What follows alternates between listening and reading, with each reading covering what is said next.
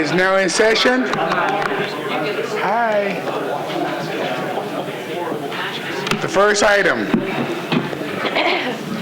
First of all, we have, hang on, a letter from Bruce Stanley for Bill 995 for approval, and also Councilman Bill Pradmore, co-sponsor for legislation, Bill number 1338 and 994, and they asked for both approval for both bills. Having said that, the first item on the agenda is RS 2015-1338. It's Blaylock, Pradmore, and Hunt, and this is a resolution authorizing the Director of Public Works to purchase real estate property for Metro Nashville Public Schools. Is there a motion? Comments? Second. Listen, you're going to pick this up for the vet, right? Yes. Now, what I need to know, what piece of property is this referring to? The old Lowe's. Push your button. Yeah. Okay, what piece of property is this referring to? It's the old Lowe's property in her district. Oh, okay. It's they were going. I think someone from schools is here, or what? Yeah, Mr. Hank Clay's here. He can give you more detailed information.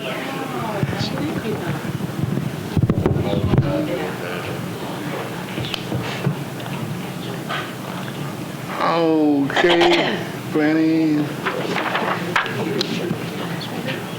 I can tell. I'm reading the analysis. You on? Mr. Okay, Chairman. you know. Thanks, Go out Mr. and get it Chairman. there. So this is in the very fast-growing south part of the county where Tusculum Elementary School is, and so y'all have been very gracious to give us the funds to demolish and renovate Tusculum Elementary. And so to be able to do that, we are first going to acquire this property, renovate it to turn it into an elementary school, move the students from Tusculum Elementary into that while we rebuild Tusculum, and then once that is finished, because of the deep overcrowding there, we're then going to turn that into an elementary school as well. So, Thank you. Councilmember Claiborne? That answered my question. Okay. Councilman Tenpenny? Are those properties adjoining over there? Are they across the street from You each other? speak on your mic, sir. Sorry, Chair. Are those properties, are they joining properties? Or are they across the street from each other? no, sir, thanks for asking that question. They're not, looking at a map, I'm trying to think exactly how far apart they are. About 1.25 miles apart. Oh, okay. All right. Thank you. Are there any other comments? Seeing none, all in favor? All opposed? Bill 1338 is approved. Right.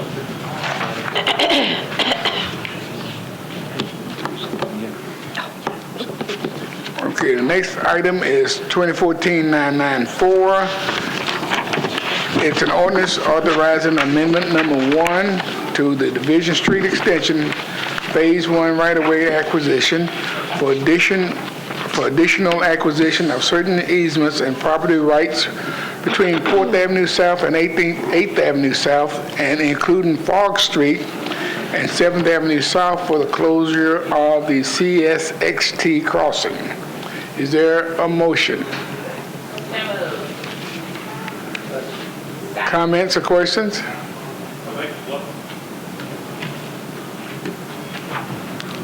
Thank you, Chair. Are they closing that CSX railroad crossing right there? Are they?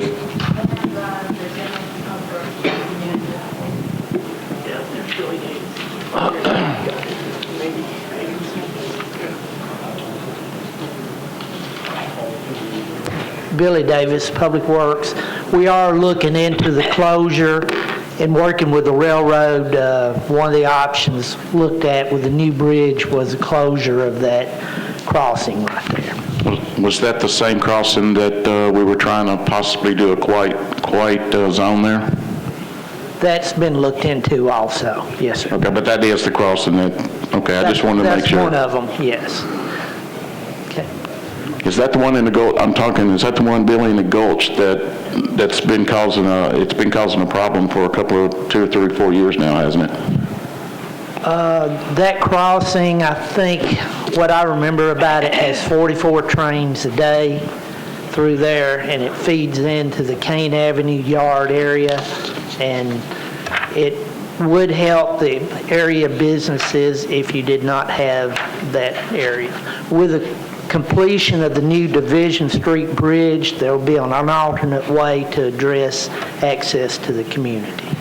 Okay, I was just trying to get my bearings together and see what crossing that was, because I know that a couple of them have been mentioned, and I think I know which one it is now. Okay, thank you. Okay.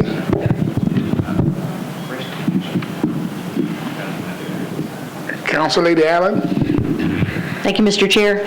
Mr. Davis again. What does it mean to close a crossing? Does that mean that the street won't go through, or the train doesn't go through, or it goes over, or what happens? It would mean that the street would not go through. Okay. So we create another dead end. Any other questions, comments? Seeing none, all in favor? Aye. Opposed? Bill 1994 is approved.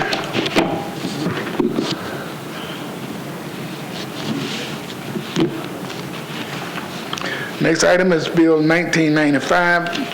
This is an ordinance authorizing the acquisition of utility easements relating to the installation of a new 8-inch water main along Brandall Road and Hoggett Ford Road, approving the form of participation financing agreement for the property owner to connect to the new water main and amending Chapter 15-52 of the Metropolitan Code to allow for construction and financing arrangement. Is there a motion? So moved. Second? Comments or questions? Seeing none, all in favor? Aye. Opposed? Bill 1995 is approved. The next item is Bill 2014-996. This is Anthony Davis, an ordinance adopting the GIS street and alley centerline layer as the official street and alley acceptance and maintenance record for Metro and amending Title 13 of the Metro Code of Law to incorporate the same. Is there a motion? Second? Is there a second? Second. Okay, we have a second. There's comments or questions? Seeing none, all in favor? Aye. Opposed? 996 is approved. The next item is Bill 2014-997.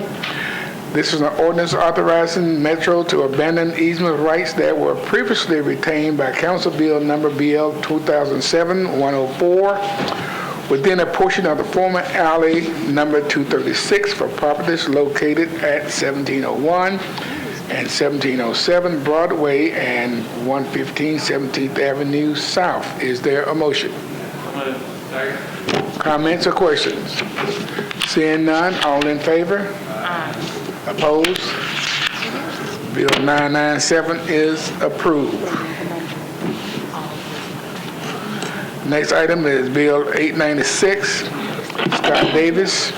This is ordinance to change from RS5 to SP zoning for various properties located along Arlington Street, Berry Street, Cleveland Street, Douglas Avenue, Everson Avenue, Joseph Street, Alicia Avenue, Meridian Street, Montgomery Avenue, North 2nd Street, North 5th Street, North 6th Street, North 7th Street, North 8th Street, Pinnock Avenue, Richardson Avenue, Steinbach Avenue, Stockwell Street, Trutland Avenue, Vaughn Street, and Vernon Winfrey Avenue to allow detached accessory dwelling units with all other standards of the RS5 district being applicable.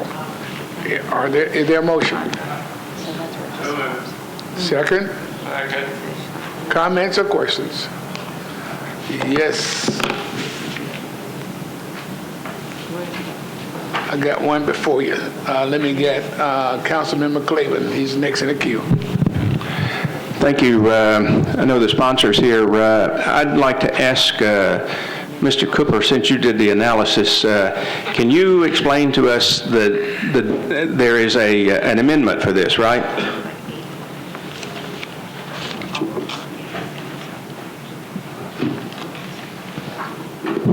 Yes, there is an amendment that substitutes the plan. I think Kerry Logan could explain. Okay.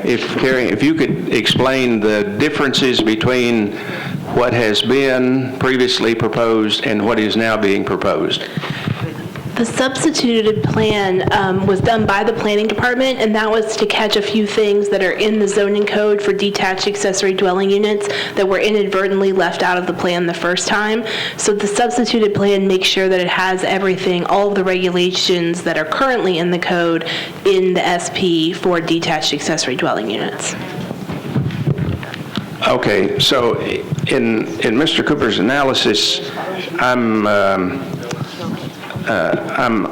if you can help me clarify on the wording here. Flip over here a minute. John doesn't do planning bills. It doesn't do planning bills, huh? Okay, maybe it's in the amendment here. Yeah. Oh, I'm sorry. Okay.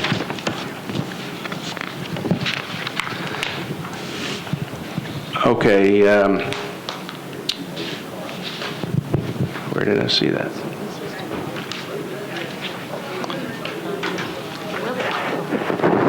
So it's what I'm looking for. There was a reference that this is an SP, but all of the areas, all of the properties where detached structures are not located are considered RS5. I'm kind of vague on. Councilman, was that in the analysis you read from? It's in. I think it's in the amendment here. That is part of the plan. If I could take that one, Chair. Yes, go ahead. That is part of the plan, and the purpose of this SP is to allow everything that's permitted under RS5 for these properties, but to also allow detached accessory dwelling units, and then has the standards for the detached accessory dwelling units. So they wouldn't be able to do duplexes or other uses that are not permitted in RS5, but would be allowed to do detached accessory dwelling units. Okay, so I guess the basic question I'm trying to get at, does this retain the character of this neighborhood as an RS5 zoned area?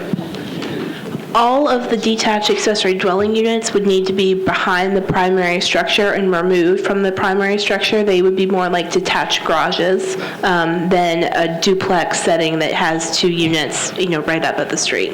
Okay, so as far as I guess the tax assessor or the property records are concerned, are these homes considered to be located on RS5 zoned property, or are they on an SP zoned property? For the purposes of zoning, they would be an SP property that has specific conditions related to the detached accessory dwelling units. Okay. Okay, so then I have one other question going to the sponsor that I asked him the last time. How many community meetings has he had to allow for input from these various residents in this large area, and what's the general consensus that he's heard from that? We're going to let him speak in a few minutes. I want to ask one other question in the meantime.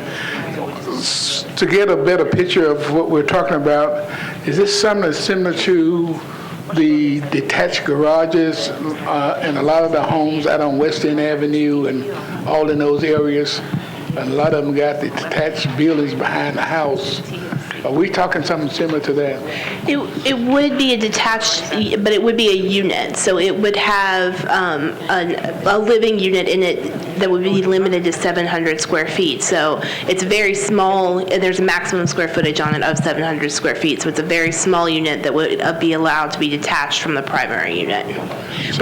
I'm sorry. So what they got out there now, I'm just trying to make a comparison with what's behind the house, those detached buildings, be it garage or an apartment house that they have already out on West End Avenue, based all in that area, been there for years.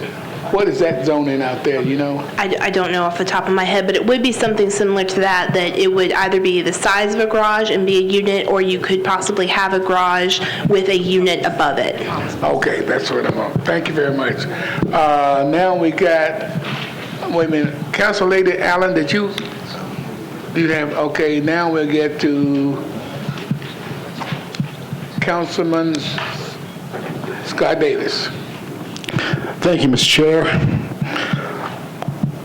Well, I went through the list, and my people have been asking for these structures for the last 3 years, and I've done a total of 5 community meetings involving the detached dwellings.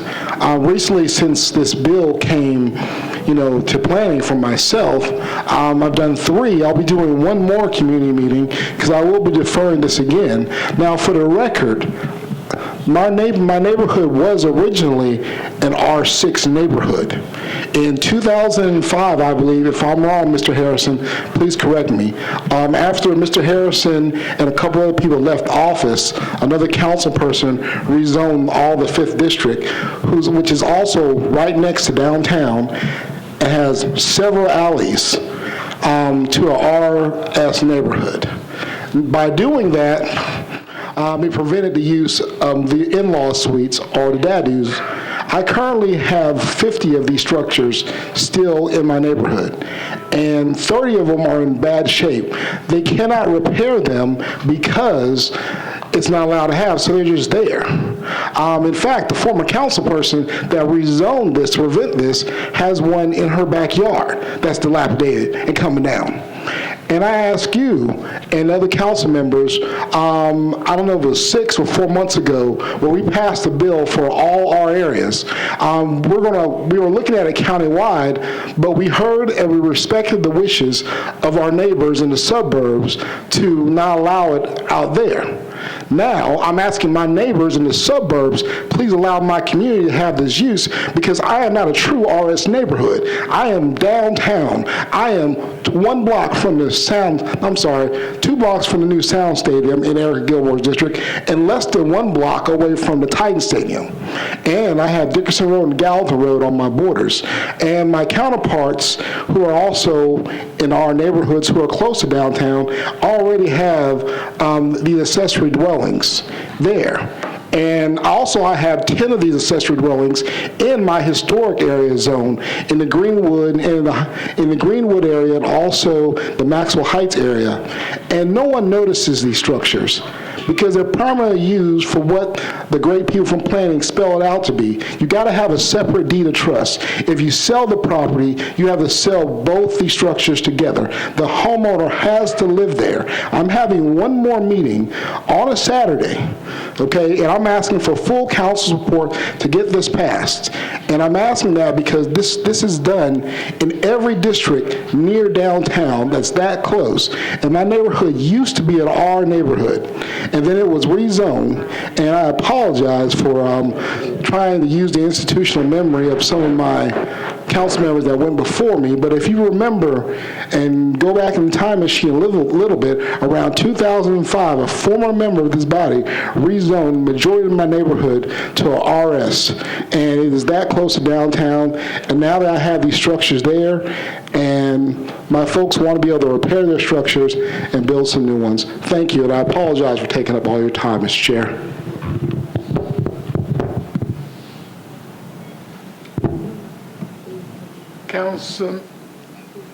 Councilmember Hager. Thank you, Mr. Chair. One question I had, how are these going to be taxed? Is residential or commercial like duplexes? Has anybody approached that question? I think he said residential over here. Residential then? All right, then they'll just add on that square footage as to the appraisal, is that correct, John? Okay. And then on the restrictive covenants, are these covenants that last more than 20 years? Are they going with the land for perpetual or what? That would be Carrie, I don't know.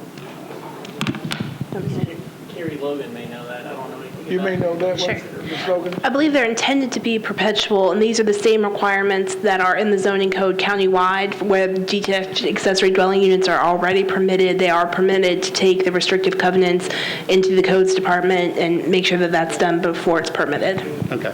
So basically, they will be perpetual then, forever and ever? I believe that to be the Not case, like a yes. regular subdivision where you got a 20-year restrictive covenant?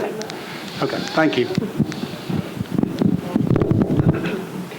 Councilman Westerholm. Hold on. Thank you, Mr. Chair. I just wanted to express my support for what my colleague is trying to do. Over in District 6, which is essentially right across Gallatin Road, there are a number of historic neighborhoods, much like the neighborhoods in District 5. And within those, there has been, in some cases, for 80, 100 years plus, the presence of the dadus. And they are very popular. They serve a number of functions, both from folks who want to live there and folks who may have an in-law or out-of-town visitors. We've worked with the Planning Department and with the Historic Commission to have a lot of these exist within a lot of the older neighborhoods. They serve very well. The infrastructure in most of these places, as it is in the areas where Councilman Davis is proposing this, it exists for these types of structures. So, and we have in other areas around East Nashville utilized this process in order to get dadus put in place where the RS zoning was there. So I would just wanted to express my support for his efforts. Seeing, are there any more comments or questions? Seeing none? One more. Push your button, okay. Thank you, Mr. Chair. One other question. As I understand the bill, the owner has to live in one of those buildings. How is that going to be controlled? You want to answer that? Sure.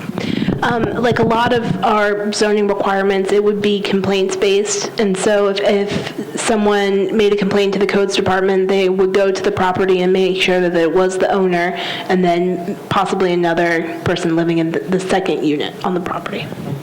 Thank you. You have another comment, Mr. Davis?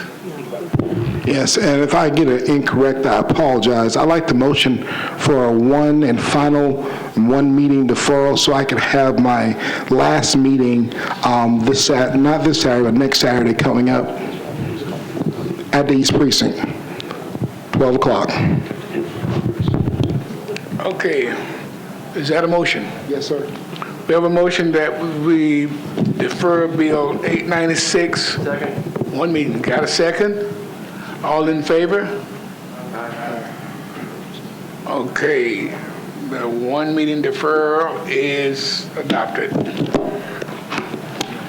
The next item. Wait a minute, Next item is Bill 944. This is an ordinance to change from SP to MULA zoning for properties located at 1170 Dickinson Road. Is there a motion? Councilman Pardue. Got a second? Got a motion and a second. Are there comments or questions? Seeing none, all in favor? Bill 944 is adopted. Seeing no other items on the agenda, we are now closed.